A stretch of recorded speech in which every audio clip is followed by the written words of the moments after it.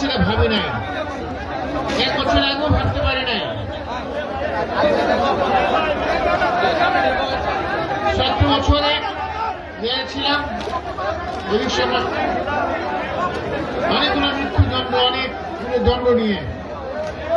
সেখান থেকে আল্লাহ রাব্বুল আলামিন আপনাদের কাছে আসে, শুধুমাত্র আপনাদের দোয়া, আপনাদের ভালোবাসা, আপনাদের বিশ্বাসই ছিল আমার সম্পূর্ণ আস্থা ভরসার জায়গা।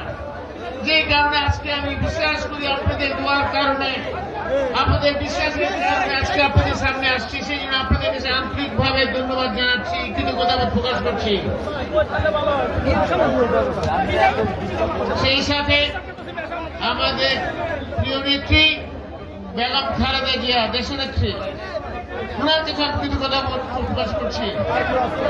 উনি আমাকে এবং আমার নেতা বেগম তারেক রহমান সাহেব, বর্তমানে একজন চেয়ারম্যান, তিনি আমাকে আজকে এবং আমার দল আমাকে মদন খালেজুরি মোহনগঞ্জ এই 3 থানা থেকে নির্বাচন করার জন্য মনোনীত করেছেন।